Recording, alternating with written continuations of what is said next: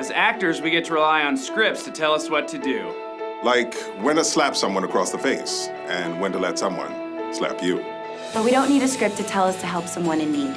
The SAG Foundation was founded to do just that, to help performers with life's unscripted moments and to give back to our communities. Over the past decade, the SAG Foundation has given millions in financial and medical assistance to SAG-AFTRA performers and their families. Last year, more than 25,000 union performers attended over 500 SAG Foundation Q&As, seminars, and workshops. And SAG Foundation book panels read to over 60,000 children in schools every month nationwide.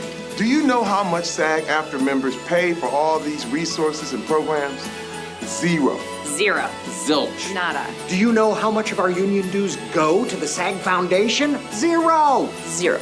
Zero. The SAG Foundation is a nonprofit that relies solely on donations, so it is vital that those who are able to help give what they can. And you've been giving since the SAG Foundation was founded in 1985. I love 1985. Out of Africa. The Color Purple. The Goonies. The Cosby Show. Family Ties. The Golden Girls. What? So many truly fantastic performances since then. We have a wonderful history and a beautiful tradition of being there for one another. If you need help, it's here for you. And if you can help, please give. Like every great production, we are at our best when we all act Together. Together. Together. together. Together. So please, act now.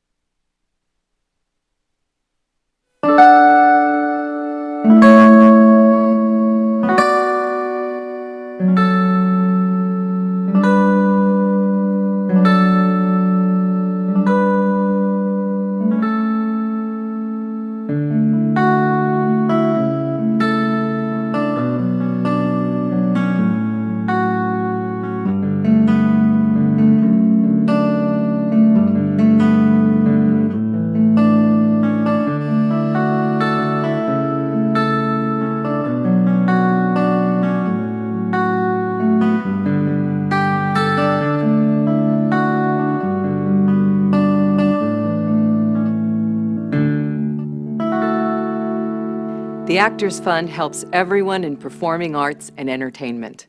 We've been helping with respect and compassion since 1882. How? Through emergency financial assistance in times of need and a wide range of social services. We assist in securing affordable health insurance and also offer free health care. We help our colleagues to develop secondary and parallel careers outside the industry through employment and training services. Our youth services in Los Angeles help young performers create healthy and balanced lives. Our housing programs provide affordable and supportive places to live and work. And our Lillian Booth home in New Jersey offers the highest quality skilled nursing care and assisted living. We do all of that for more than 12,000 people each year. We're the Actors Fund for everyone.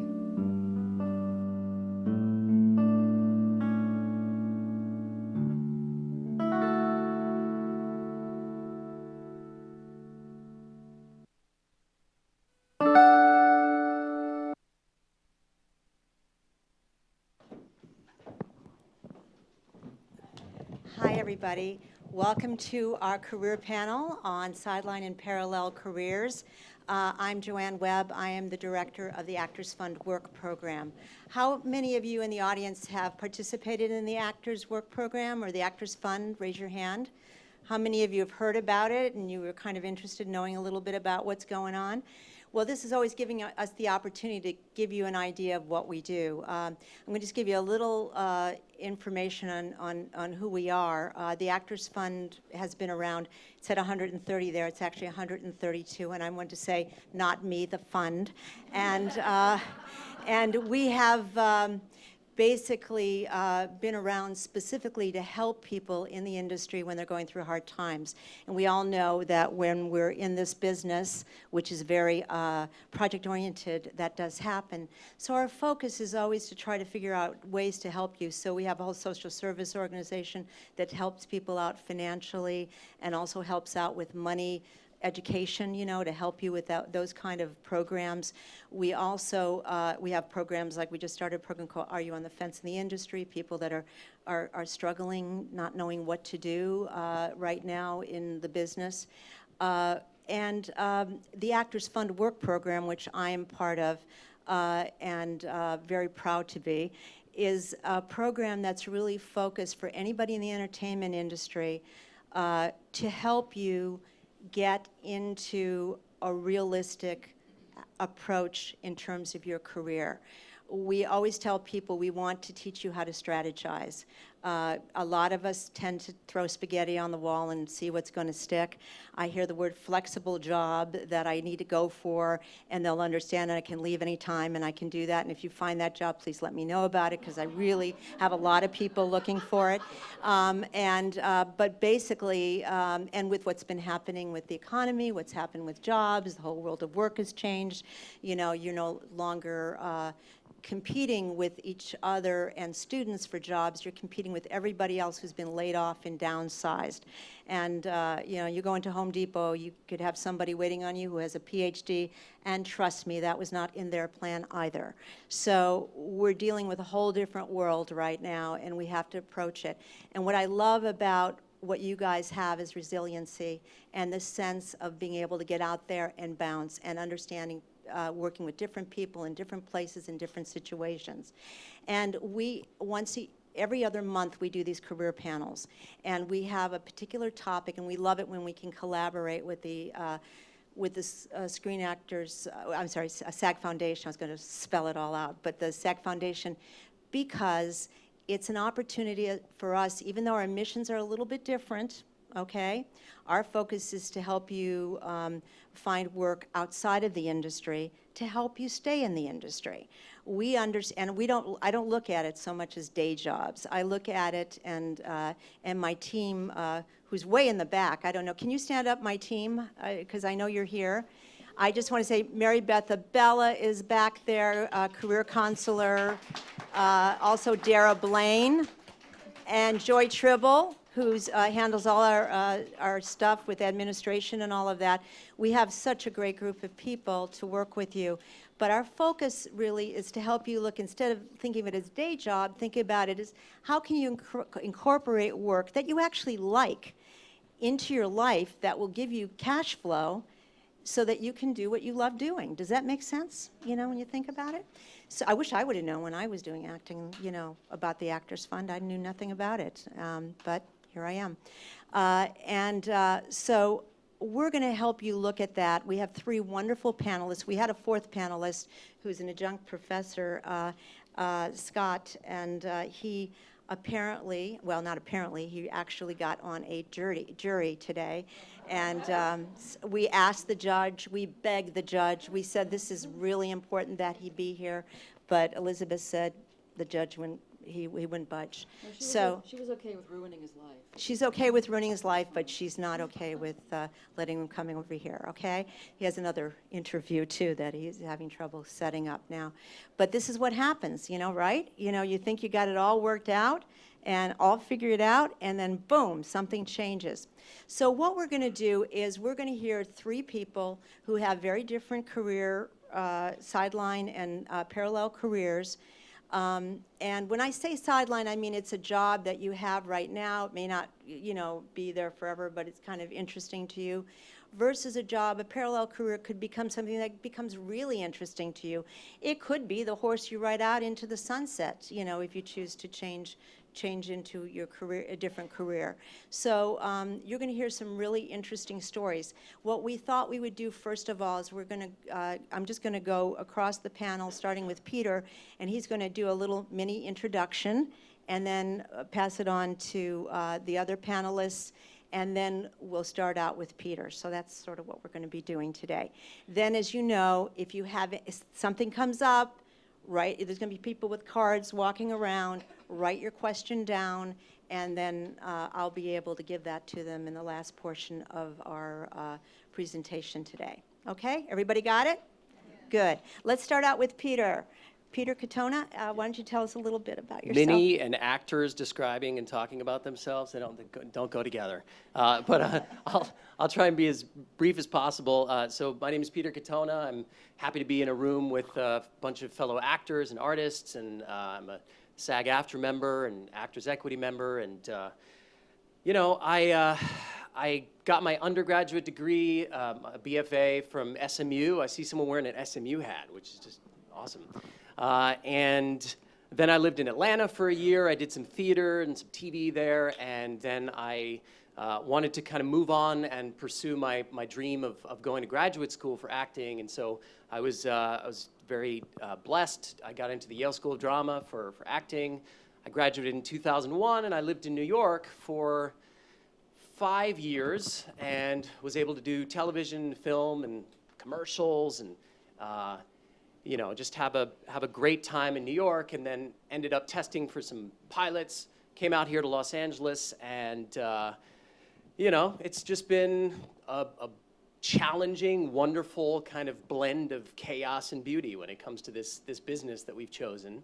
And you know, I got married a year ago, and now I have a 7-week-old daughter, and so, you know, the stakes go up. You know, stakes go up, so you have to make that living, and I know that for me, I want balance. You know, that's what I want in my life. And, you know, before I used to think that, you know, that struggle is what being an actor was all about, and it is, but we deserve some balance too. So that's why I'm glad to be here to talk to you guys about what I've chosen for my parallel and sideline career, and, you know, I look forward to speaking to you about it. Without the shameless, well, I have to do the shameless plugs. So I was able to be on, I was on Grey's Anatomy recently. I did a guest star on Major Crimes, and I'll be in a movie that's coming out on the Sci-Fi Network called LA Apocalypse, coming out soon. I don't know when, but it's one of those B movies. It's fantastic. Yes. A true actor, you can tell. I'm assuming LA Apocalypse is about traffic. No. What else would it be about? I could tell you what it's about, then I have to kill you. Earthquake, maybe? Yeah. Oh. Okay. I don't know. I am Aliza Pearl. Let's see. Okay, that was a great that was actually really good. Okay, I'm going to try to do as good as he did. I am an East Coast girl. I'm from New Jersey, grew up there, went to college there, went to Princeton University. Yay, whatever. And I majored in comparative literature, which means I did a lot of reading and a lot of writing and a lot of research and doing lots of papers. So I thought I'll be an actor. I did, you know, lots of theater on campus, moved to New York, did some theater there for a couple of years, and then moved to LA. And I thought, what's the first thing I should do? Be a waitress, be a bartender. And I did all those jobs, and I still do catering sometimes. And those were great and supportive when I did them. And then I realized like I wanted to bring a bit more to what I was doing outside of acting. And I had a lot more that I wanted to offer to the world and to the community and stuff. So I started working at a nonprofit while I was also still bartending and auditioning. I had about 4 jobs or 5 jobs at some points. And so the nonprofit turned into a bigger thing than I thought it would. Basically, I got hired there to work like 10 to 12 hours a week as a development assistant. So I learned how to write grants there, how to write proposals and LOIs, and how to do research on foundations and opportunities for funding. I also learned how to ask for funding, how to do fundraising in general. And so that part-time job turned into about 35 hours a week over the course of 3 years. And I went from an assistant to an associate there. So in those 3 years, I learned about how to run a nonprofit. I was working with a really wonderful woman who started it from the ground up and who just basically took me under her wing, and I learned a lot from her. So once it was time for me Aliza? Yes. I'm just going to use this as an intro like that because we're going to come back to you to do a whole thing, okay? Yes, sorry. Okay, Great. yeah. Yeah, okay. no, you're fabulous. Okay. All right, so I'll leave that stuff for later. But so yeah, I've been in LA for several years now. I guess I'll talk about the acting side now then a little bit, just what I've done. Okay, so I've done mostly commercial work in LA, a little bit of TV. I was on House of Lies, and I have to do a plug too, I'm on a hit web series called Banff Girls Club on YouTube through Comediva. And I guess that's it. Thank you. Elizabeth. I'll be brief. I'm an Army brat. I grew up all over the world and got my MFA from the American Conservatory Theater in San Francisco. Bring your mic a little closer. Did you all hear that? Yeah. Okay. Got my MFA from there, came right down here. I've been here for 20 years.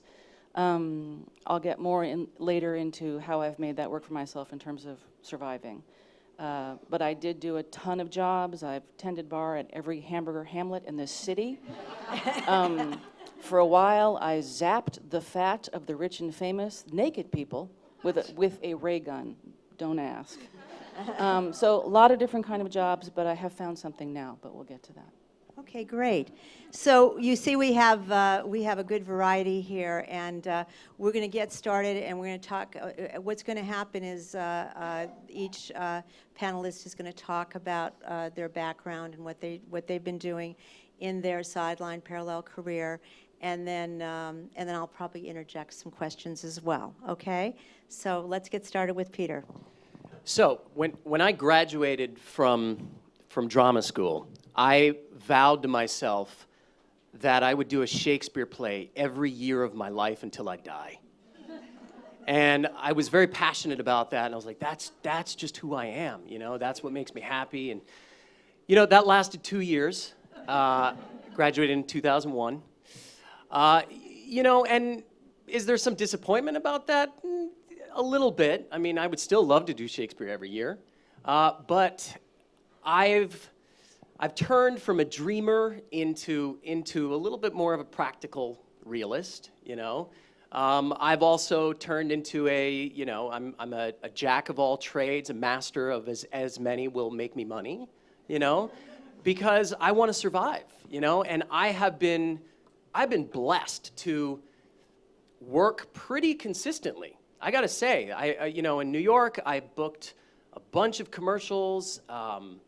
You know, I've done hosting. I hosted my own show on the E! Network for a short time, TV, film, all of those things. And so I've been lucky and worked really hard to make that happen. And, you know, with a lot of my fellow actor friends, they have not worked as much. But still, to the point where, after all that, I still find myself in a place where I need something more. I want to live a normal life. You know, I want to be able to go eat at nice places and you know, I got married, and my wife, she works in the high-end fashion retail industry, and you know, she doesn't understand struggle as well as I do, you know, and the thing is that I wanted balance. So I decided I would kind of take on that challenge for myself, and especially when my little daughter was born. So this has taken a huge turn for me in my life. And but anyway, when I graduated, I have a best friend / roommate that I graduated with, and he was living in New York, and then I moved out here in 2005. And when he moved out here, I think it was 2009? Yeah, 2009. We sat down one day at a bar, and we were having some drinks, and we were talking, and we discovered that both of our brothers were attorneys. And, you know, my twin brother is an immigration attorney. His brother is a criminal defense attorney. And we started talking about some issues that they had talked to us about. And we figured out, wow, we could actually help them with that, right? So we came up with an idea to see if we could translate our acting training into working with trial attorneys on courtroom presentation. Storytelling and connection, awareness, specificity, how to stand without feeling awkward, how to take in a space, just having different specific points of focus. Those kinds of things that come pretty naturally to us as actors, and with my training that definitely helped in terms of being even more specific.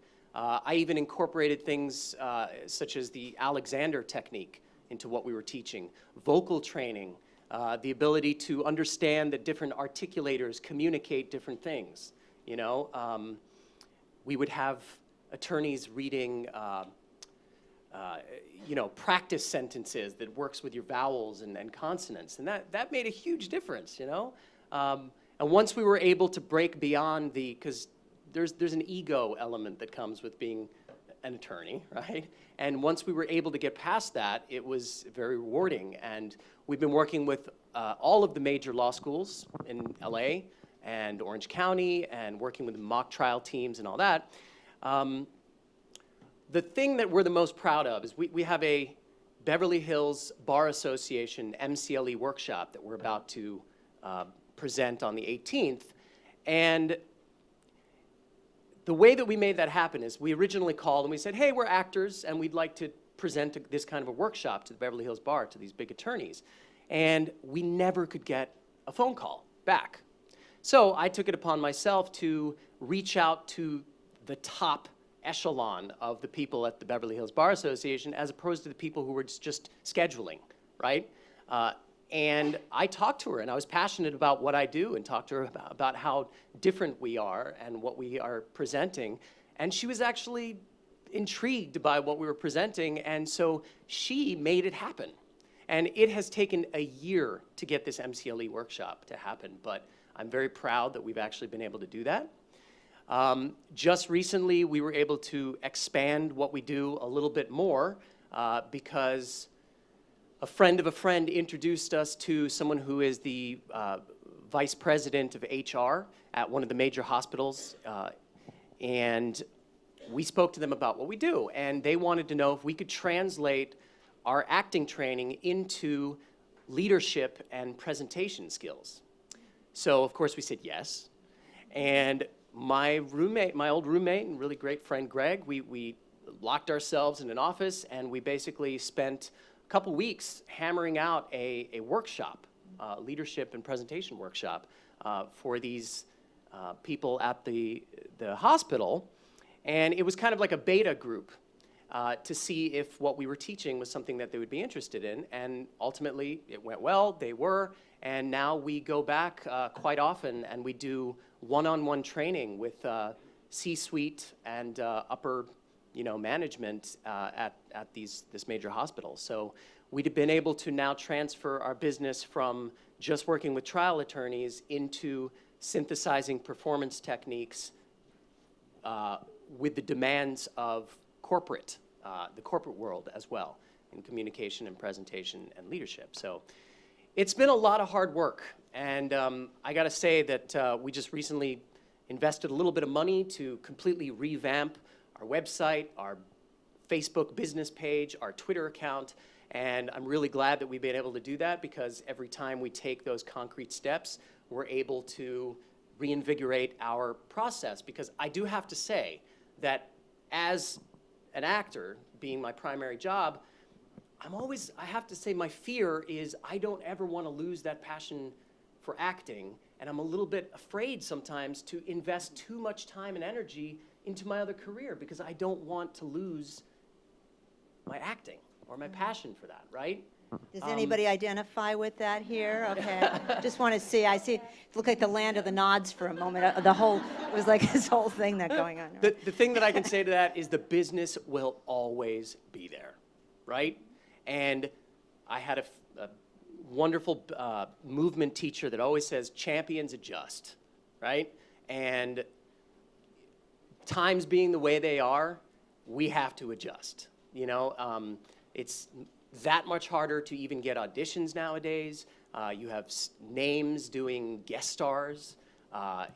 Even for pilot season nowadays, it's much harder, right? And it only gets harder. So you have to adjust, and that's what I've tried to do, and I hope that I can continue to do that and find that balance and maintain that balance, and also have a career and a family, because I can't tell you how many times I've talked to friends and fellow actors and artists that say, oh, you just have to constantly sacrifice, and family gets sacrificed, life gets sacrificed, happiness, right? I don't want to sacrifice those things, I want to live a normal life. I want to have a family. I want to be happy. So that's why I do it the way I do it. Great. Well, I'm going to ask you a few questions. Sure. One of which was something you should know with Peter, because of his background and what he's done in the work he's done. We actually brought him on board with our Covered California when we were looking for an education coordinator, and he's been going around. I don't know if any of you have gone to Covered California and if you've heard Peter before, but he does a lovely job for us with that. But it's a good example when you do certain things, it prepares you to be able to do other things as well. In terms of because you were talking about balance, about the balancing act. So you have this work, you have that going on, you get a phone call, hey, we want to have you on Grey's Anatomy for da-da-da-da-da. How do you manage that? That seems like something very challenging. Well, in the business that I've been working on, in terms of my consulting business on the side, you know, we make it very clear that we're working professional actors so that they know that could potentially be something that happens. We do have to cancel every once in a while, but they appreciate it. We're very upfront and honest about it, and that's part of the niche that we're bringing to it is we're saying, well, we are professional actors and we're working. You can see us on TV, you can see us in commercials, whatever, so that is something that they do understand. Right. You know, when it comes to the Covered California thing, I mean, that's something that I'm grateful for, because I get to also feel like I'm kind of giving back to the community a little bit too, and talking to people about how to find quality, affordable health insurance. So that's something that's been very rewarding, and thank goodness that the Actors Fund is very understanding when it comes to having to do auditions and also to reschedule. We're not able to really reschedule the workshops as much, but there are some people sometimes that can cover for me. And that also is why it helps to have a business partner, because he can sometimes cover. He can go teach a workshop while I'm not able to for my consulting business. And that's another thing. How, as an artist, do you learn to be a business person? Because we don't really think that way as much. I mean, you know, we kind of have to, because it is show business, right? But we work on other different levels as well, and so that has been a challenge. And you know, having a best friend and a roommate as a business partner, you know, and then we're also trying to work on like short films on the side and do, you know, YouTube videos and things like that. It's a lot, and so again, it's balance and it's challenging. But I couldn't sit still, and I couldn't be in an office 9 to 5. That's just me. Another question in terms of how has working with a business like you do, with the work you do with your partner and everything, informed you in terms of dealing with your business as an actor? Networking. I always used to be one of those people that said, oh, my work will speak for itself. Come on, we can all identify with that, right? Some people can say, you know what, someone will see me and be like, that's that person, we want them in our series. No question, right? You have to network. I mean, you know, I have found that in terms of the consulting business, you have to do as much networking as you do when it comes to acting, you know, but there's a wonderful woman named Dallas Travers. I'm sure some people have heard of it, but you know, she talks about how you have to do a little bit of networking every day. And it can be 5, 10, 15 minutes. You write one email, you make one phone call, you do one thing that moves you a little bit closer to that networking. And you know, if you're doing that every day or at least 5 days a week, that really helps. And so that networking aspect has been very helpful on both fronts. Great. Yeah. Great. Okay, we're going to wait for some other questions afterwards, but I'm going to move over to Aliza. Why don't you give us a little bit of information about yourself and your career? Okay. So as I said before, I started working at this nonprofit and worked under a woman who had basically started it. It was based on a model from New York. It's called Education Through Music Los Angeles. And so she started the LA, the LA affiliate of that nonprofit. And so getting to work with her one-on-one mostly for the first couple of years, and then as she, I saw her grow the nonprofit over the past several years, she's grown it very wonderfully.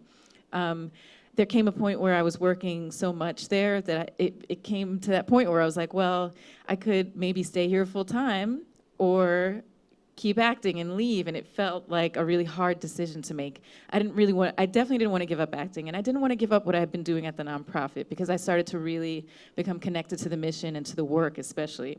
So I proposed to her and said, what if I just, maybe let's, go our separate ways, but not entirely. I can do some freelance work for you when you need me. I can keep, writing proposals on the side. And she said yes. So I was glad, because I didn't want to just leave it at that and not, have that connection with her and with the nonprofit. So so now that's where it brings me to where I am now, which is I'm still auditioning, still doing a lot of writing and a lot of web series and shoots and stuff. But I also get to write proposals, and I still work part-time really freelance for Education Through Music Los Angeles.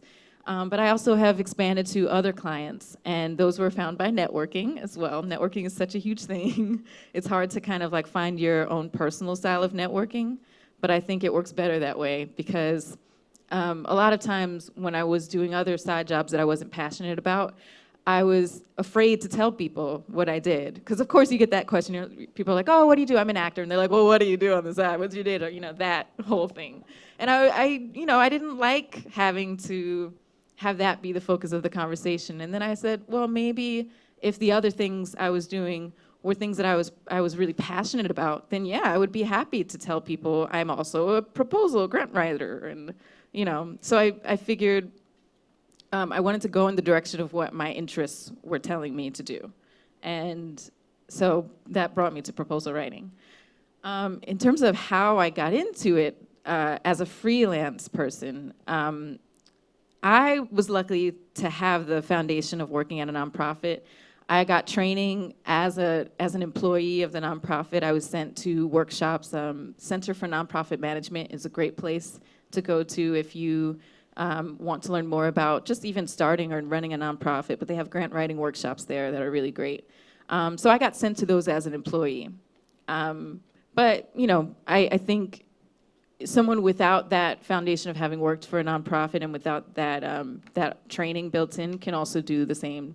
Find those classes on your own and maybe do volunteer work to start.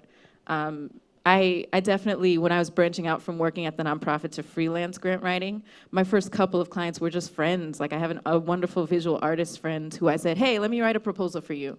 And it was, I didn't charge him because I just wanted to get some experience under my belt doing it on my own.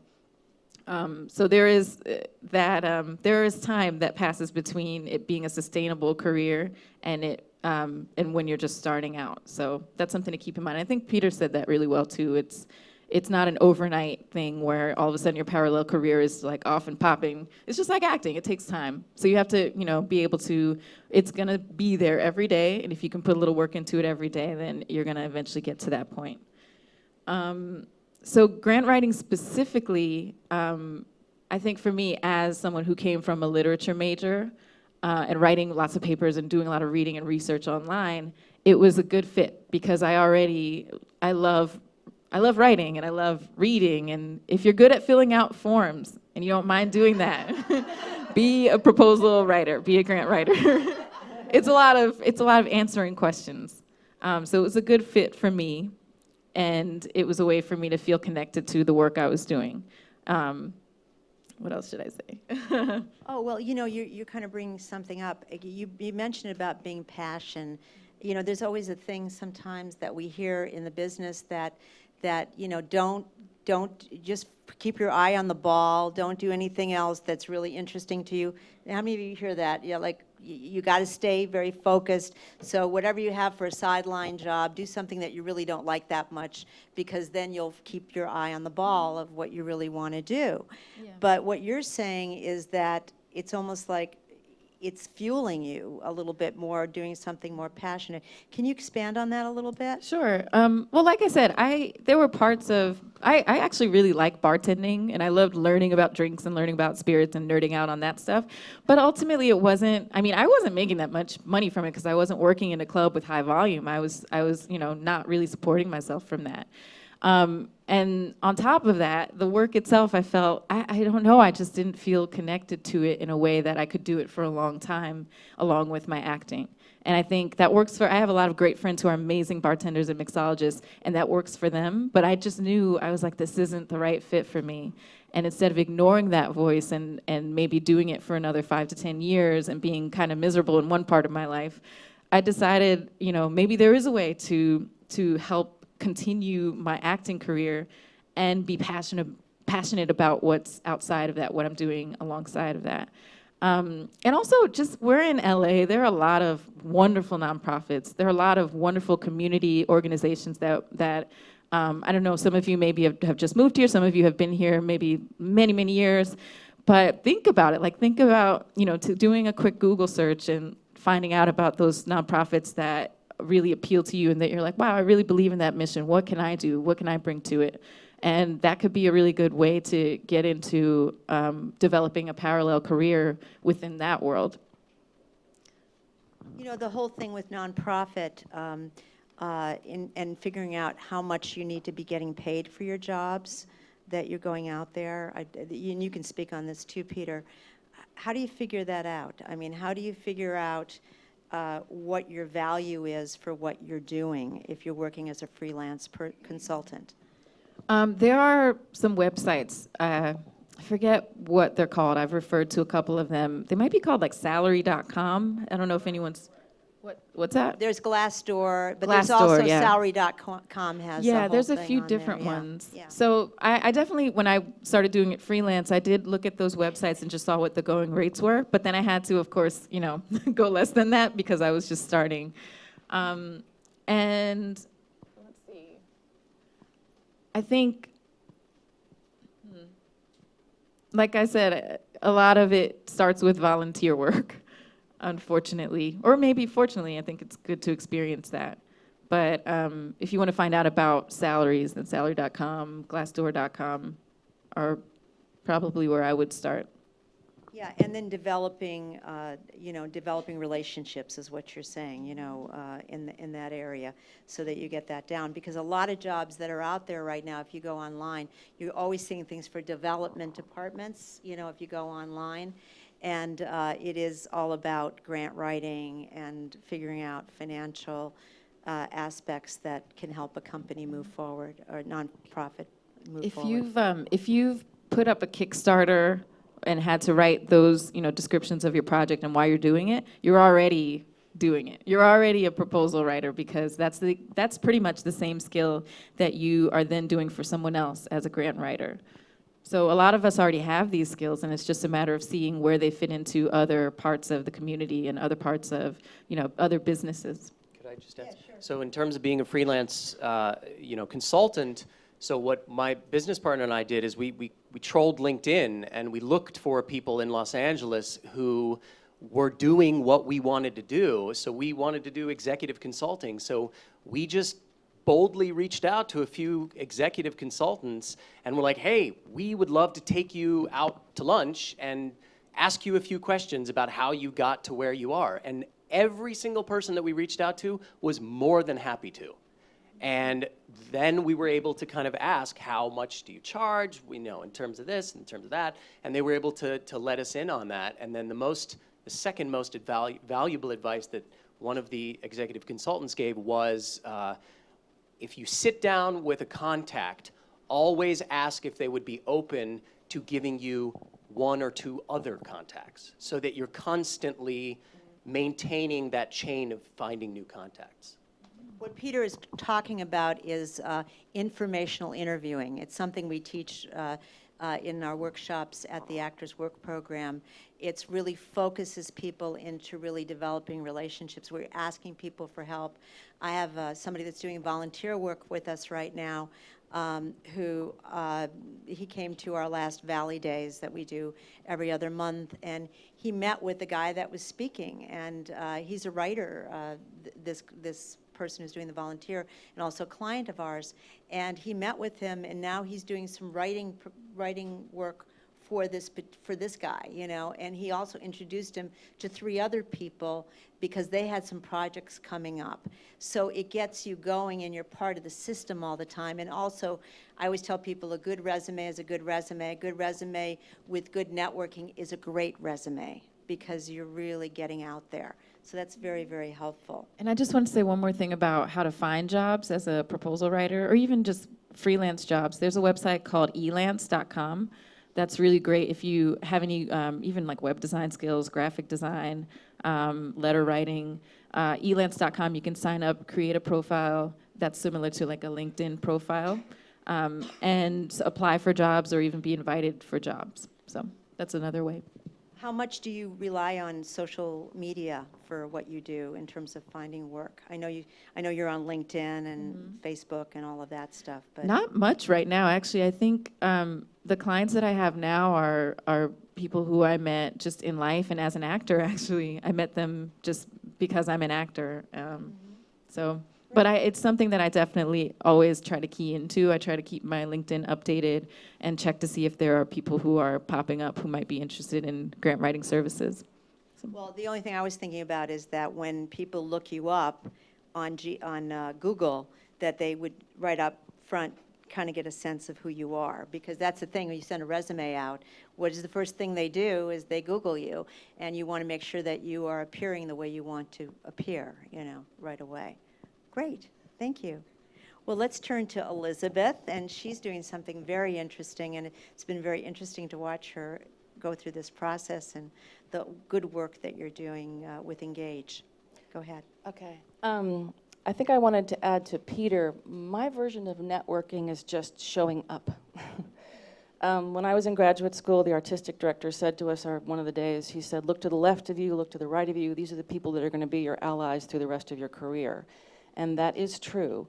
When I came down here, I was a founding company member of A Noise Within. I don't know if you know, it's a theater company. So my theater life has been really important to me. And I moved from there to another theater company called the Road Theater Company.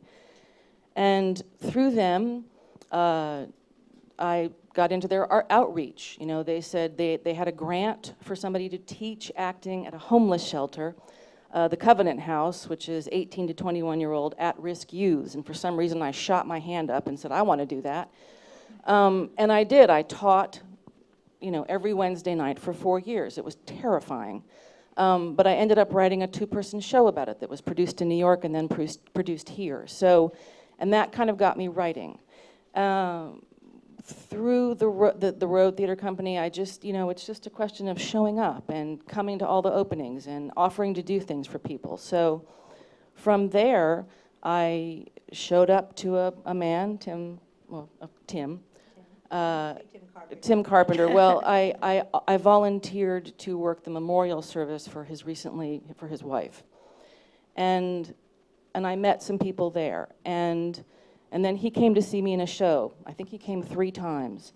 And then I volunteered to teach at one of their senior communities. So I think I was one of the first acting teachers over at the Piedmont. And I wanted to do it. And from there, they kind of liked me, I kind of liked them. And I said, what do you all do here? This is really fun. So I pursued them, for 8 months. I sort of stayed in touch with Tim, with Maureen, this woman I had met. And eventually they hired me. I thought I was going to be doing sort of administrative work, and Joanne was part of this. But they hired me to be a creative programs director. So I bring creative programming to low-income senior housing. And I had prayed for a job where I had complete autonomy, flexibility, I hate to use the word, but there it is, and was somehow a little bit altruistic, or was somehow giving back to the community. I wanted to do something good. Obviously, I don't need to make a lot of money, or I'm not making a lot of money, but it is a nonprofit organization, and I feel good about the work that I'm doing. It's a very happy job. I bring, I get free Hollywood Bowl tickets, and I bring in the exercise teacher and the yoga instructor, and it's a positive job. But I got that through just raising my hand at my theater company and saying, I want to do this, that, and the other thing.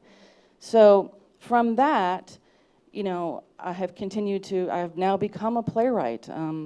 My next play is going to be done probably in DC as part of a new Women's Voices playwright in the fall of 2015. So, it's allowed me, I have never stopped being an actor. Certainly I've done, we've all done television.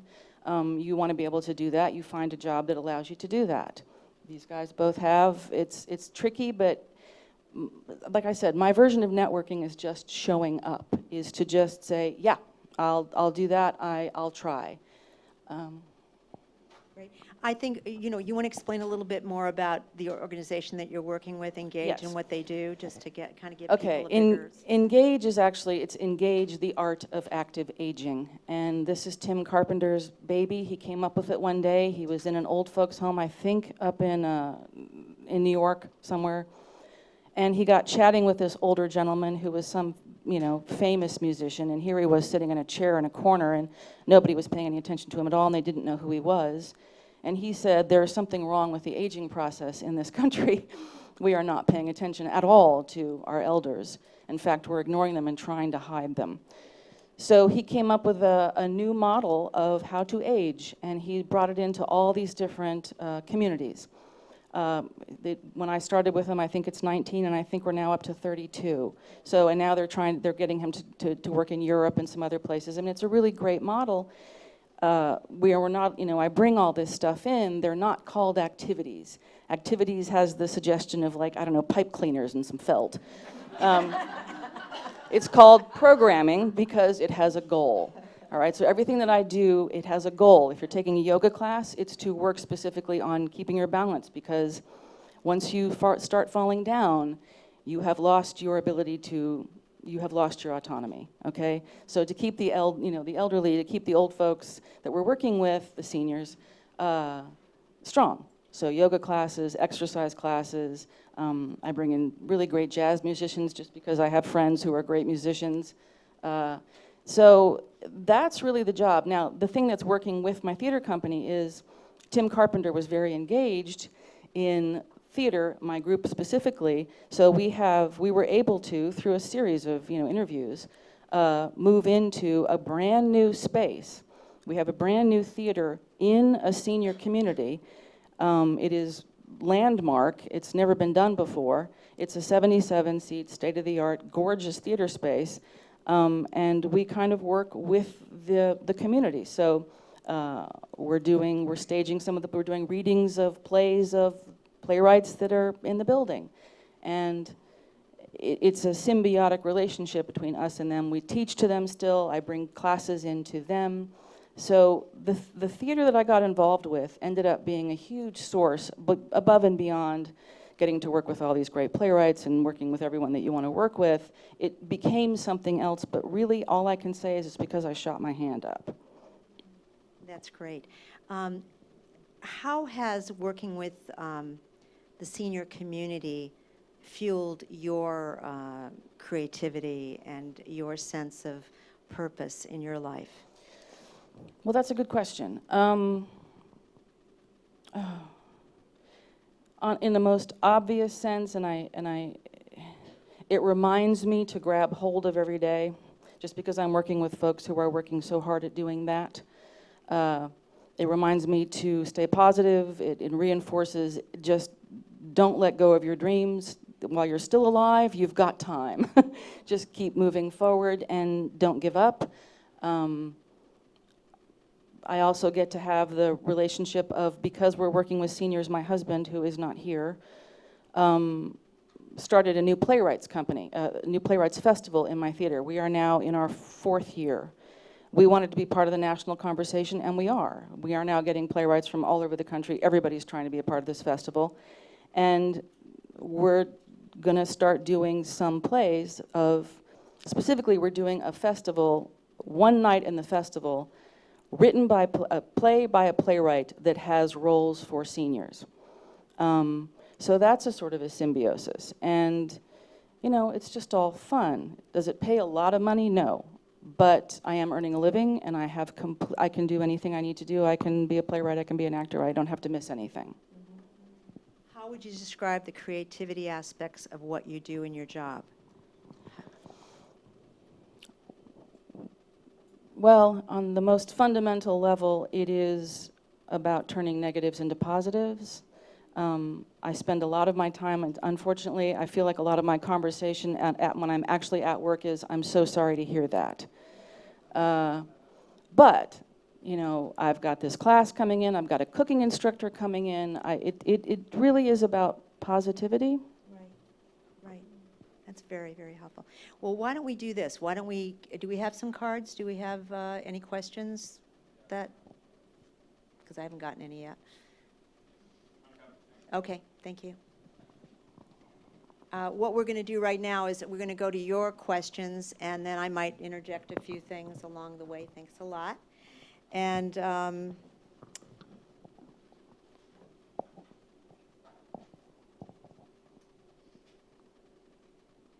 okay, here's a question. This is for you, Aliza.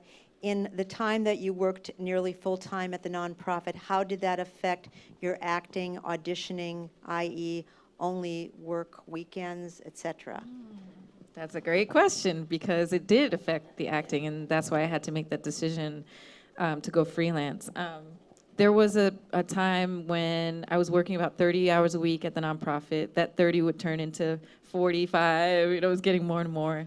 And when I started the job, I think there are a lot of jobs in LA that they're like, yes, you're an actor, it's wonderful, we understand, you can go when you need to. But then there are times like it is a business, they're running a business, they have needs too. And if I'm like, oh, I just got to shoot, 2-day shoot, and our gala is that day, it's like they have to make decisions that are best for them, and I do too. So it was tough. There were some tough times when I had conflicts with important things that were happening at the nonprofit, and it started making me feel like I was letting them down. So yeah, it was kind of tough at that time. It was the transition. Luckily, we came out of it because we both, both sides, we were both honest about what we needed from each other, and we were able to find out a different arrangement that worked for all of us. Great. And by the way, I didn't mention it before, but Aliza also works with us with Covered California with our call center, which has been it's been a great part of that team. So. And they're very understanding and flexible too. Thank you. We try. Anyway, this next question is for Peter. What does a typical work week look like for you practically, i.e. breakdown of hours, etc.? Yeah. My wife is not working right now, so she's staying at home with the baby most of the time. And I got to tell you, I've been busier than I've ever been because I'm juggling the acting auditions, commercial, voiceover, theatrical, and then on top of that, I'm doing Covered California workshops, and then I'm also doing AdvoCoach. AdvoCoach is the name of the business, the consulting business. So I'm also doing that. So there are weeks where I'm teaching 4, sometimes 5 workshops for Covered California, and then I'll have 1 workshop in Long Beach. You have to factor in the travel time, and then I have auditions. So it really is a struggle. And then on top of that, I want to exercise, and I want to spend time with my little daughter. And I want to cook, because I love to cook. So there just aren't enough hours in the day sometimes. So it's about being as efficient as possible. And also, the most important thing for me as an artist is how do I stay creative? So when my wife goes to sleep at night and the baby's sleeping, this is our way of getting a little extra sleep. So we're working as a team. And now what I found that being as efficient as possible with my time is the best thing. So if I have 20 minutes, I will literally set a timer for 20 minutes, and I will write, or last night I painted, and I painted for 20 minutes. The minute the timer goes off, I'm done.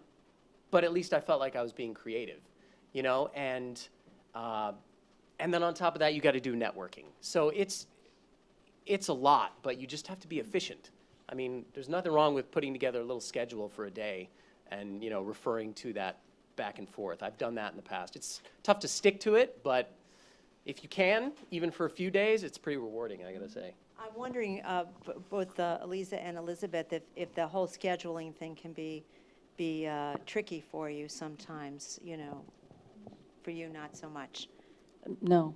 You're able to work it with what you're doing really easily. Because I work from home, I can write for 3 days straight, or I can always shoot something and I can act, or whatever it is. I never have a problem with that. Great. How about you? I have friends who look at my Google Calendar and they're like, it's because because like Peter, I schedule a lot of chunks of time where I'm like writing certain things because I have my nonprofits that I'm writing for, and then I have my own writing, like I'm writing web series and I'm writing, other things. So I do have lots of chunks of time that I'm like, okay, this hour's for this hour's for this, and then auditions, and then meetings and readings, and So yeah, I have to kind of stay on top of it. And then of course, if something comes up, everything shifts.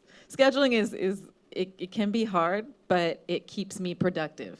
So I kind of like love my Google Calendar. I live by it. I just put all my thoughts and ideas into that and schedule those times. Even naps, sometimes I schedule naps and rest time and going for hikes. All that goes into my schedule, and it helps me to maintain everything. Okay, great. That's great. This was for Elizabeth. It was asking, it's kind of a yes or no, is the Engage organization nationwide? Do you want to speak a little bit more about Engage and what they do?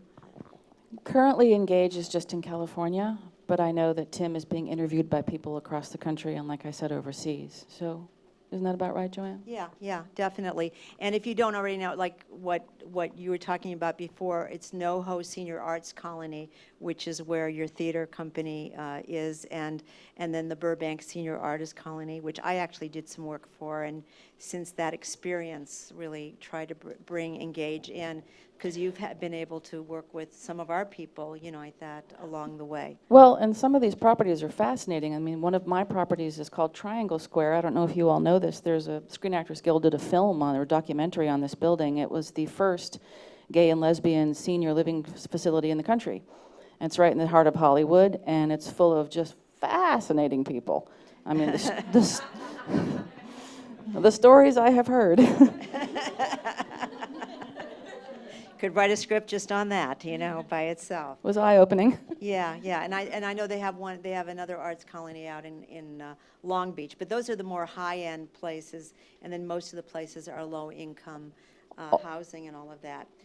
Somebody was asking, great question, any particular advice for those of us encountering ageism when seeking sideline work?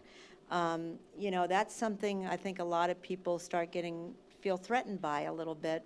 Are people going to look at you differently? I have friends who are in their 70s working in nonprofit situations, by the way, quite a few of them too.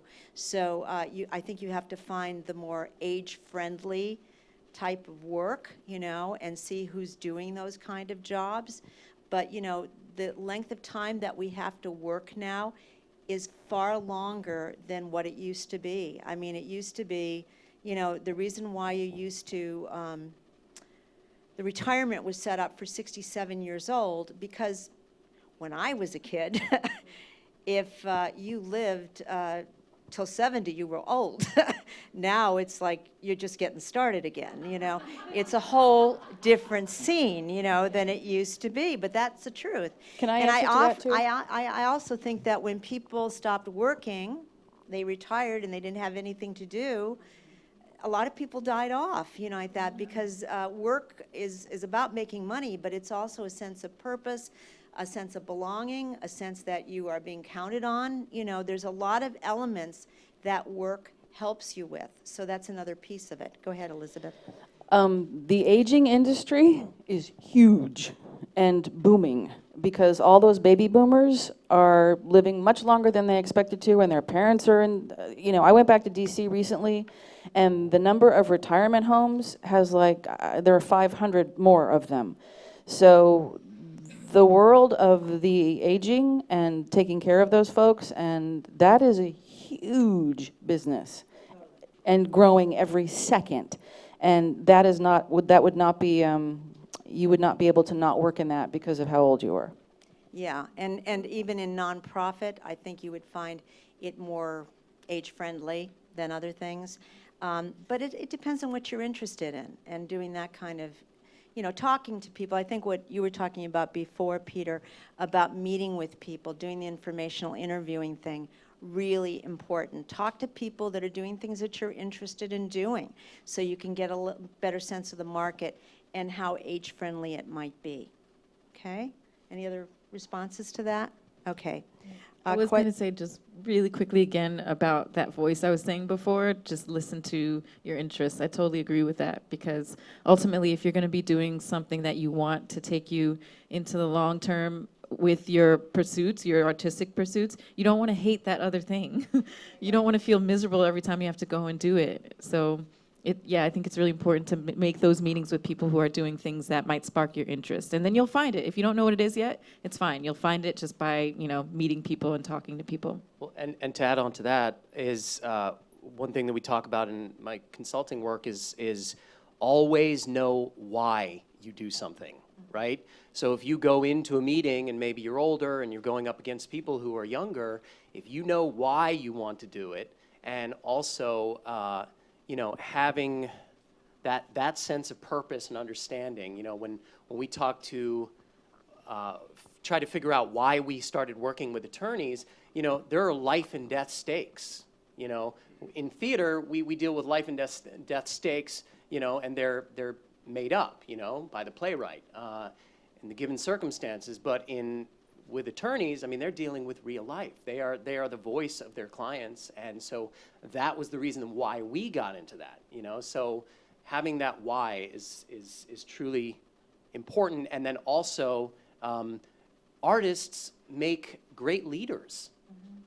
They think outside of the box, and I think that is our asset. I know a lot of people say, oh, I don't want to mention that I'm an actor when I'm applying for this. Why not? That could ultimately be your asset in order to, be more creative when it comes to problem solving.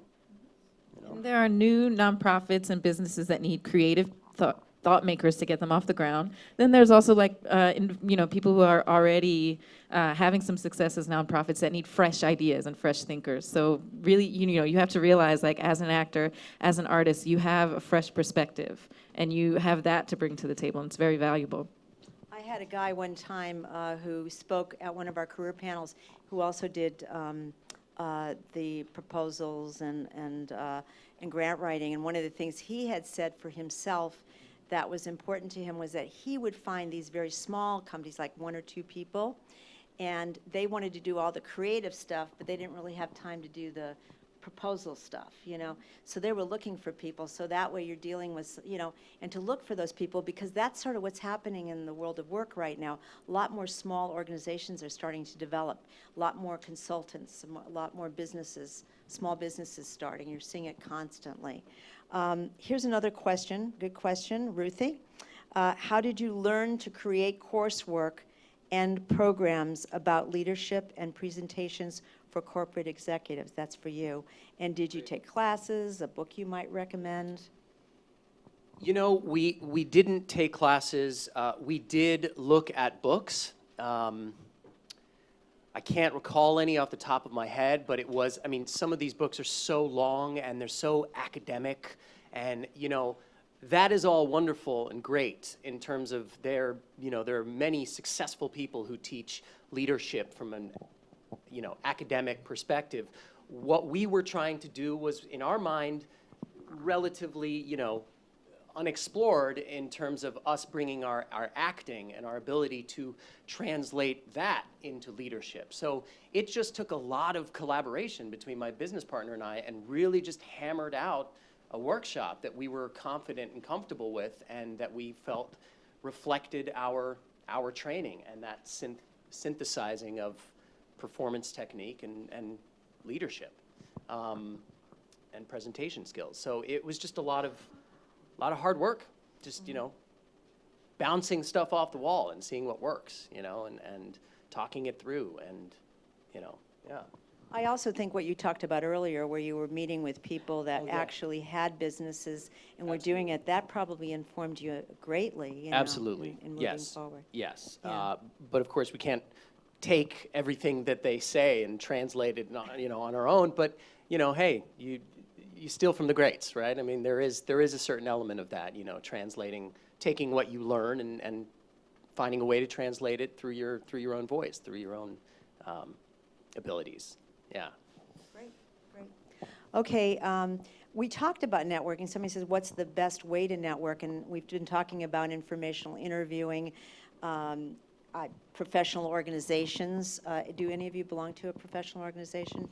Other than, your unions, are certainly professional organizations, but have you been involved with any professional organizations with development or nonprofit along the way? I guess the Center for Nonprofit Management I did meet people when I went to those classes and workshops that I kept in touch with. Also, I love what Elizabeth says. Just show up. Just go to events and just talk to people. And you're not. I think it took me a couple years to really, like I said, find what my style of networking was. And the best thing to me was just to talk to people on a personal level. It's not about always trying to get business or get a job with someone. You want to connect with them personally, and then from there things can happen, or you'll just have a great person who's on your email list, or someone you can have coffee with every once in a while. Also, instead of to add to that, instead of always offering yourself as I can do this for you, I can do this for you, right? Listening, truly listening, and discovering what people may be missing in their business or in terms of what they're looking for, and seeing if there's a way for you to fill that. That is one of the things that I learned sitting down talking to one of these executive consultants is, she would try to reach out to the, friends of friends who were in very high up on the corporate ladder, and basically just see if there was some way to arrange a meeting, and then just asking them questions. Asking questions, what are you missing? What is missing in this process?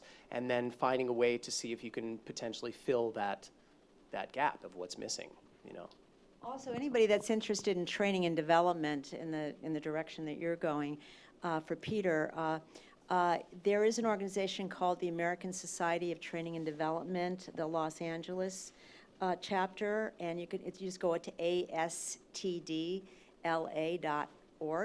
And I certainly, when I was getting into training and development, I went there, I still keep in touch with just this incredible group of people. The job that I have at the Actors Fund was based on a career counselor I worked with who sent me there. And I've had speakers that have come to speak for us who I've met through training and development, because that's where you're going to meet those people. Go to the places that people are doing what you want to do or you're interested in doing. And there's all sorts of professional organizations. And you don't have to rightly join right away. Maybe you just want to go to one meeting and get a feel if it's a fit for you. But, be around the people that are doing the things that you want to do. It's a big piece of it. Can I add to that? Yeah.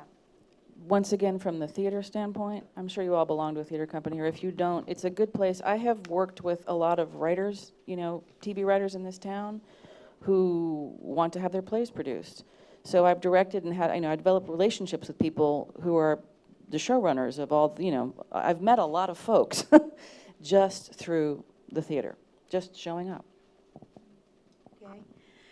This is an interesting question because, and for all of you, with all of your entertainment work, although it was focused toward you, Peter, but for everybody, you're not able to make a living just on doing your entertainment work? Why do you have to do other things? I don't really get it.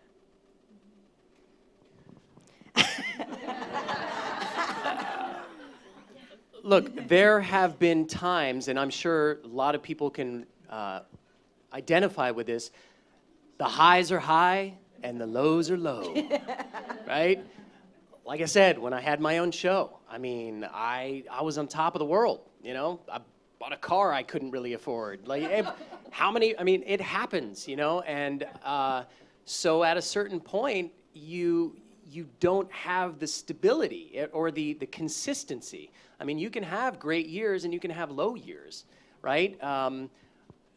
You would think that one thing leads to another, and sometimes it does, but it doesn't always, right? Can I ask a question?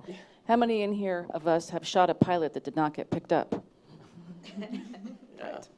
Yeah. So that really does happen, and so it's not that. And the other thing is since my wife isn't working right now, she was making a fantastic income, and then all of a sudden when she's not working, our income now goes down by 50%.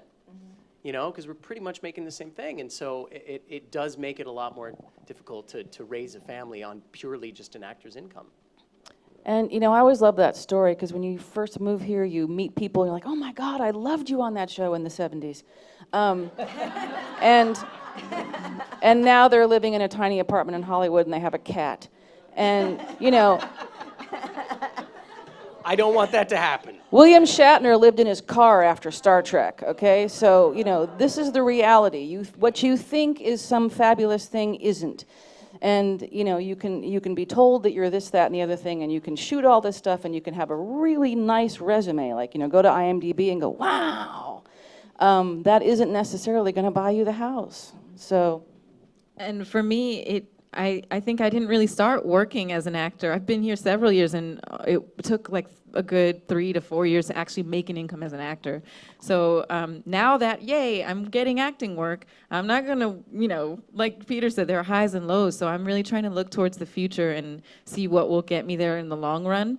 And I just can't, you know, I go on auditions, and I love that I have these opportunities, but I am trying to be more realistic, as Joanne said, and look towards the future, and maybe, you know, I want to have a family someday and all of that stuff. So for me to have, in good conscience, to really look towards the future, I have to think about more realistic options. You know, and I also think it's really important. I think my team back there would definitely support me on this, that every day we see people who are, such as yourself, who are talented, creative, who've made a difference in the world with what you do in the world of entertainment. But the truth is, nobody comes to our lobby because kicking their heels saying, oh, life is grand, I just wanted to see how the Actors Fund was doing, you know.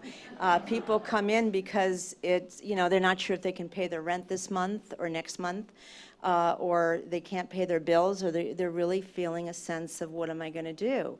And this is really getting into being strategic, you know. And I know I always felt this as an artist, and I don't know if anybody identifies with this, losing that spontaneity, losing that sense of, oh, I can go and be wherever I want to be when I want to be there, you know. And once again, if you find that job, please let me know about it, because we have a lot of people looking for it. But the truth is, it is about being strategic. It's really about saying, instead of looking at the job, the sideline work, or the parallel career as a separate thing, or the word day job.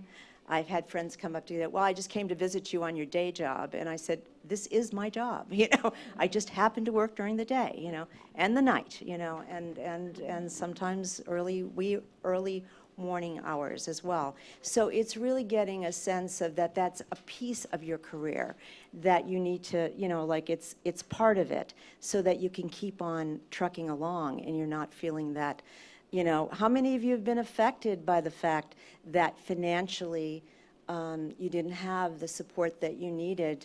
You know, how does that affect your auditions and your interviews? How many of you feel that affects it in a negative way?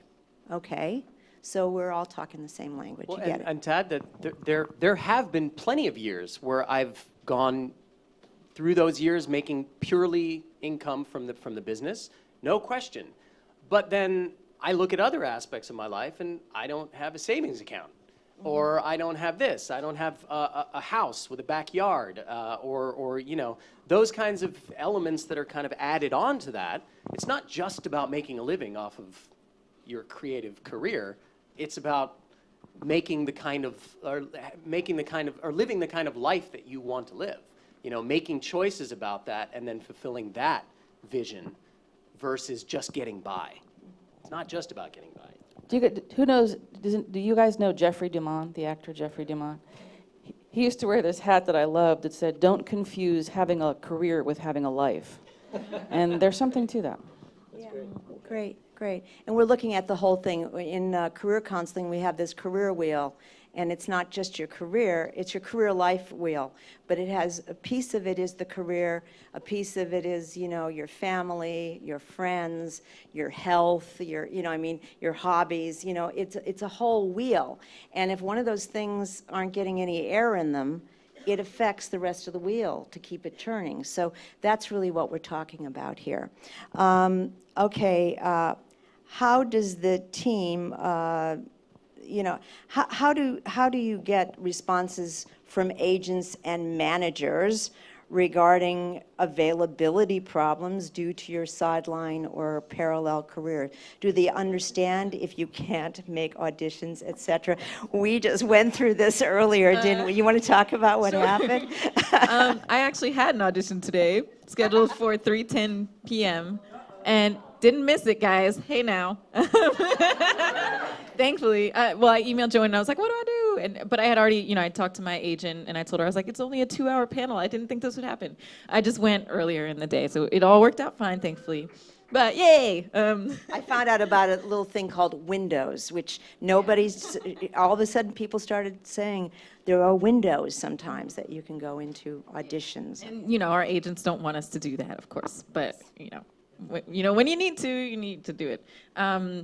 So now that, I think for me, now that I am doing a lot of, the freelance writing stuff, I don't have a problem. If I need to go to an audition, I usually am good to go. Like I can what helps me, like I said, is the scheduling and staying on top of deadlines. As a proposal, grant proposal writer, you have set deadlines that the foundations will give you. You can't miss those, obviously, but if you know that it's coming up in 3 months, then I just try to start things earlier so that I'm not like up, down to the wire. It's midnight and I have a big, like five-page sides to learn for an audition the next day. Like I try to set myself up to not be doing things last minute. I used to be the opposite, especially in college, but I've learned to schedule things a little bit better. In terms of auditions though, I usually am good to just go when I need to. And also because the business has changed so much, all the agents and managers that I know are pretty understanding. They all like, okay, all right, let's make it work. That's pretty much the answer. I find the opposite. I do have to say that when it comes to agents and managers that I deal with, that I'm very happy with, of course, but they want to know that the business is your priority, that they want to see that demonstrated. When it comes to family issues, that's a totally different story because they understand that having a family in the entertainment industry can be challenging. So in that sense, they understand. But when it comes to other kinds of work, you can definitely hear it, that they're like, oh, okay, well, what can you do to try to remedy this? And they really want to see that effort that the business is your priority. Yeah, exactly. So. Yeah, so it is a little bit of a seesaw there, like that, but it depends on that, and I think it depends on what you're going for. I know that whenever we do groups at the Actors Fund, we tell people if you get a job and you can't make the group that you're in, we want you to work. We want you to make money. But you are making a commitment, and I think living your whole life. Having it's like wag the dog. It's sort of like you don't really have any control over your life at all. I don't know. How do you feel about that? Do you feel like you have some control over your life? Definitely more now. Yeah. Yeah. Because you have work and you have income coming in. Does that fuel you as far as being able to go for an audition and feeling more confident? Definitely, yeah. Just knowing, and for the question from before about like, why can't you support yourself with all the acting? It's sometimes you're on set all day, and I'm the type of person who like I always have ideas for stuff to do, and I'm always wanting to write those ideas down and do something. So if I'm not, if I'm sitting in a green room or in a trailer for 3 hours waiting to shoot something, I have my tablet out and I'm writing, and whether or not it's for proposals or for my other things, I'm that type of person. Like I always want to be creating something or contributing to something. So it's also about filling those times in with other things like, okay, what else is going on in my life that I could be working on? Or maybe writing a nice long email to a friend. Like, I like what we've all been saying about, there's life outside of career. And if we're always waiting for life to happen in the form of booking something, then we're not going to be happy. Like, booking things is great, but we have to have the rest of life to bring into the roles that we play, right? So you're kind of doing research when you're out there working because you're meeting people and you're getting to meet different characters, different personalities. You yourself, with your idea from working with seniors of being able to put something together based on that as a play, I put an 87-year-old in the 5-woman play that's being done in Annapolis, Yeah, no, I mean. And the other thing is that, I can say that I have a business that I'm a co-founder, co-executive consultant on, and that in a sense it's empowering. So when I go to auditions, I know, I can do my work, and I have something else that that I'm passionate about as well, because, casting directors, they can see desperation, they can smell it. Minute you walk in the room, if you really need that job, it really does kind of come out. And with that business of sitting in your living room waiting for your life to begin and for people to find you, that way madness lies and a lonely life, and that to be engaged, to be active, to be alive, to be scintillated, to be scintillating, to be making things happen, that energy comes in with you when you audition. It's like they always tell you to read the newspaper every day, just so that you're not a dimwit walking in the room. Be interesting. That will make you interesting. Definitely, definitely. Good conversation. This is very interesting. This is from Julia, I guess. You are all highly educated with graduate degrees and/or Ivy League backgrounds. How do you explain your artistic lifestyles to those friends and family members who may not understand or may feel that you have thrown away your prestigious and expensive educations?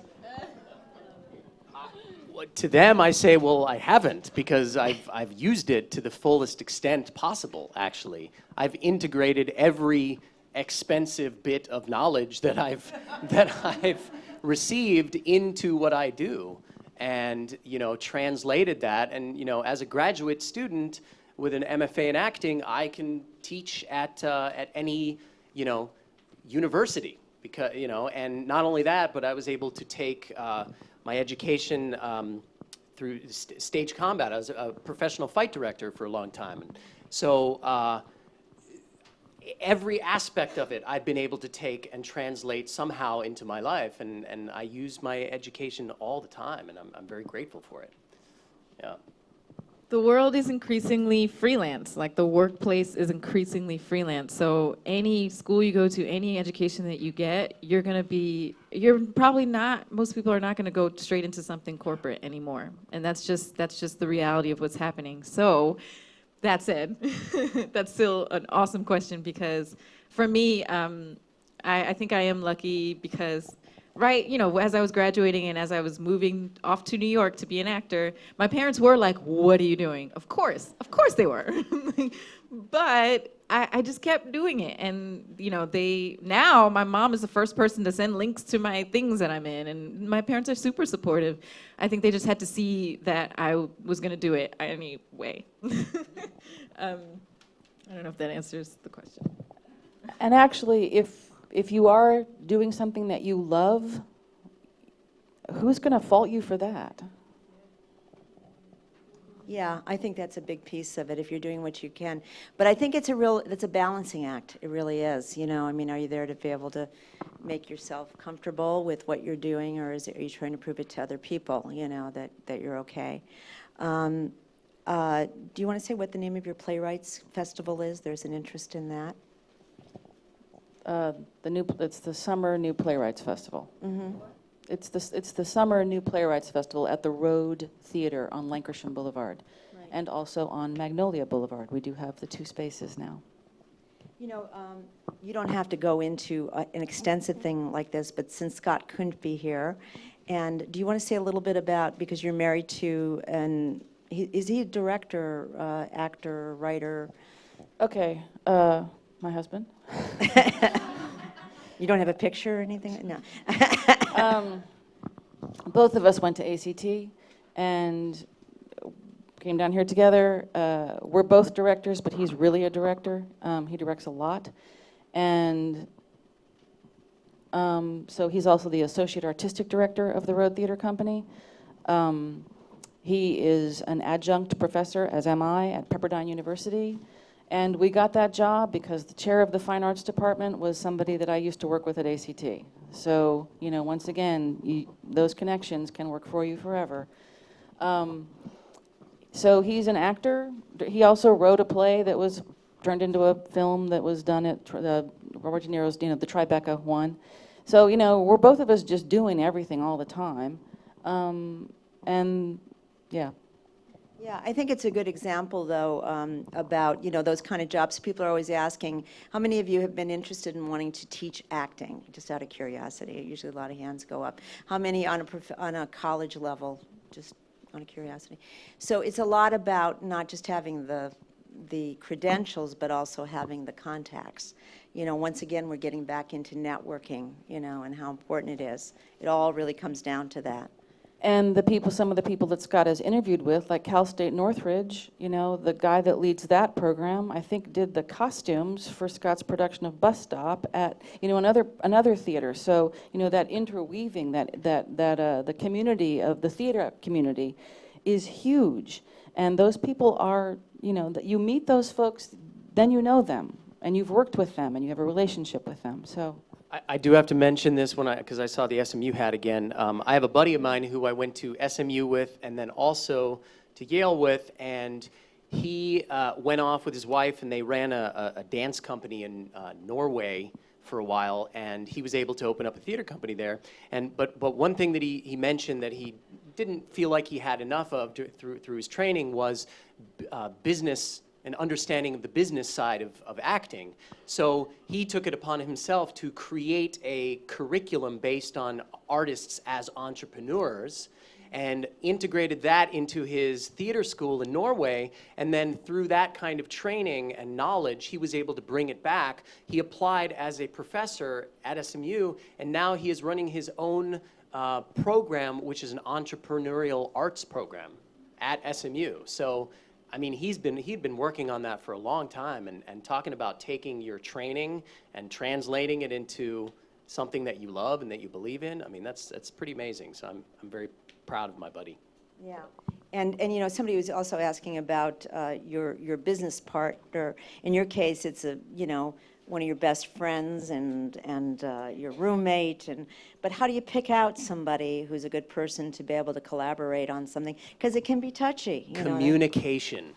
You have to be able to communicate with that person as directly as possible, because it is all about communication. And I have to say that there have been challenges in our friendship because there are times where I get a little bit frustrated with him as a business person. But then I have to remember, well, we're friends and we're fellow actors and we're coming at it as actors. But, so there is definitely that, again, it's all balance. But communication is of utmost importance. You have to be able to communicate. And not only that, but through my the consulting training, all of that, I've started to learn that there is a new way of communicating when you're talking about business. You have to be very direct and upfront from the very beginning. There can't be any subtext or nonverbal communication. It has to be all out there. So that is very, very important. Yeah, anytime you look for a partner, and the other thing is make sure you have somebody that likes to do the things you don't like to do, and you like to do the things they don't like to do. Because, if you're somebody, I'm really, really creative person, but I need to have somebody that likes to do the numbers, and, do the accounting part of it, and they're really good at it, and they actually enjoy doing it. Be aware of that. That's a big problem a lot of times when people start businesses, is that they both like doing all the same things, but they don't have anybody there to do the stuff that also needs to get done to keep a business going. So that's another little piece of information.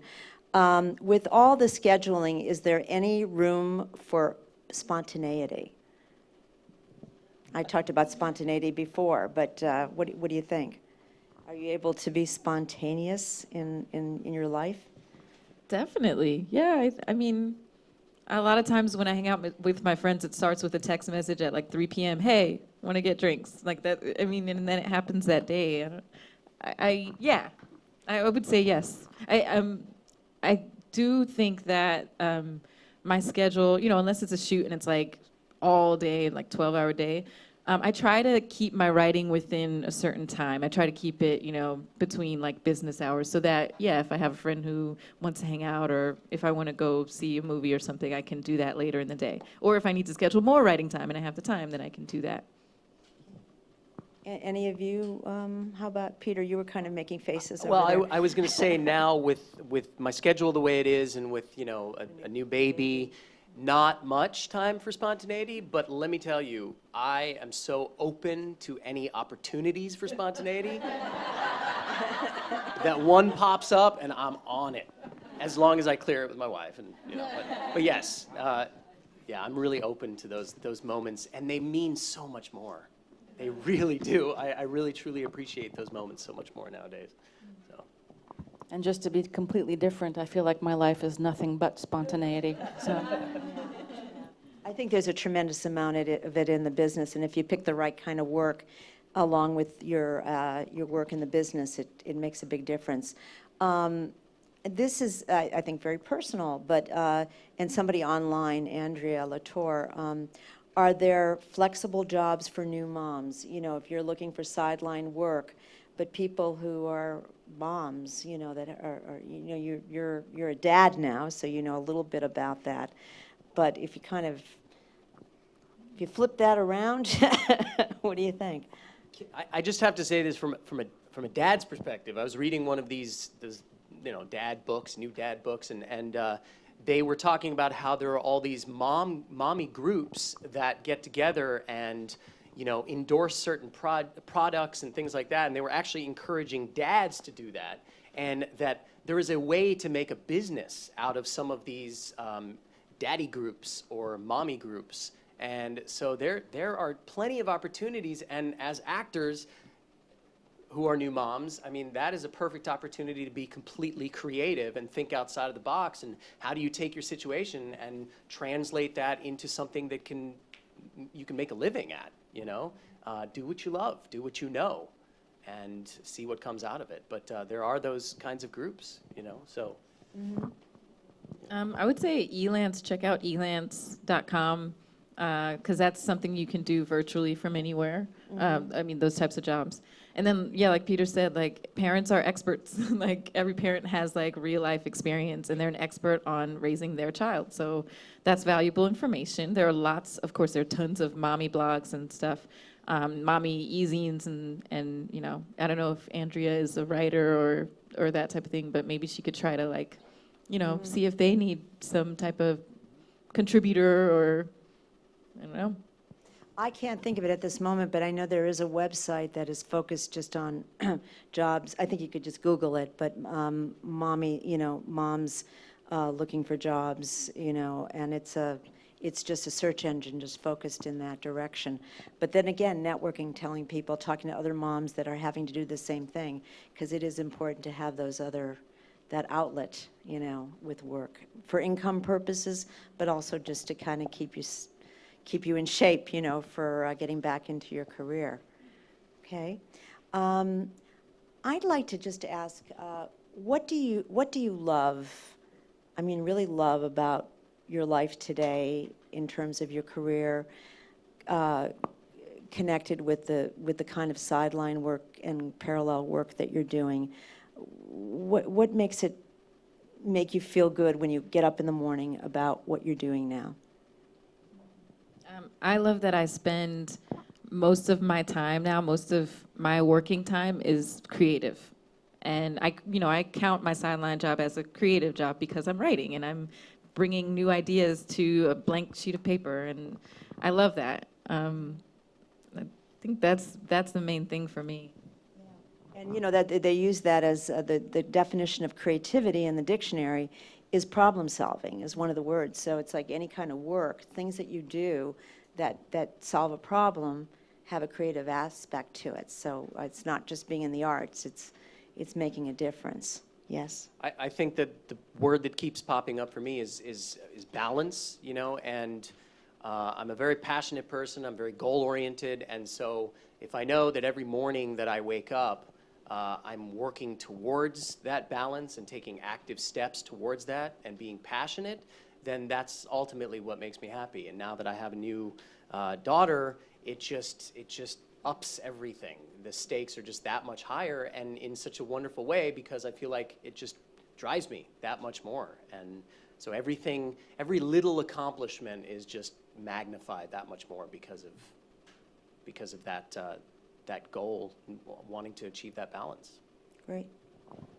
I think I like the fact that I'm part of a cutting edge model of marriage between theater and giving back to the community. And I just keep thinking of one of my acting teachers used to say that the definition of fun is that which engages you fully. So I'm having fun. Yeah, yeah. And because we just have a couple more minutes. If you could take it to the next level in terms of the work that you're doing now, what might that look like? What would be the next steps for each of you in terms of excelling your careers on both sides? You want to start, Elizabeth, because you're already responding. I have a master's degree, but I do not have a bachelor's degree. Don't ask. So I'm going back now and getting the bachelor's at Antioch, which has a brand new online only, completely online BFA completion program, and it's not expensive. So I'm going to get that in creative writing, and then I'll be able to, have an MFA in theater. I'll have a BFA in creative writing, and I'll hopefully at that point be a published playwright. So that's the next step for me, and all of that is somehow sort of all related. Great, great.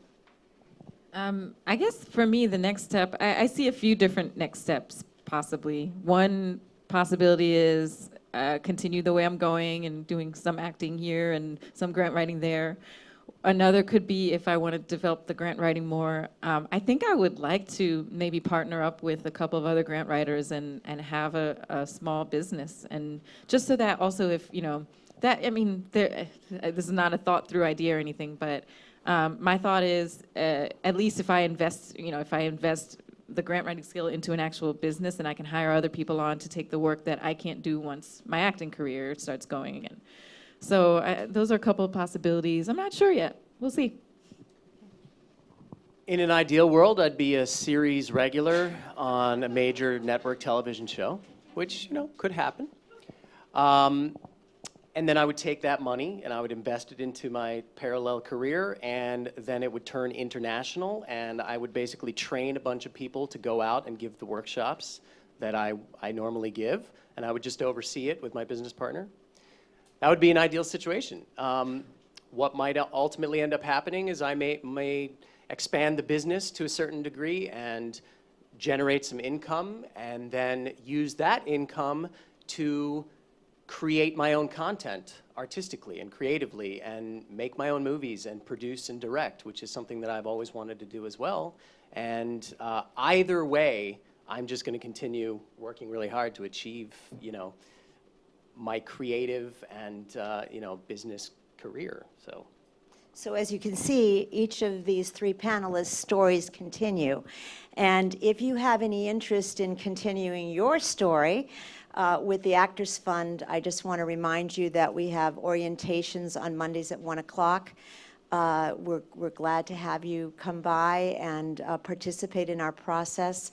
Those of you that have experienced working with the Actors Fund know that we're real. We're the real thing, and we're really there to help you and support you in making your story. One of the things I always tell people, I tell this to clients often, I say, God, you work in a field where you spend so much time telling other people's stories and so little time figuring out what you want your story to be.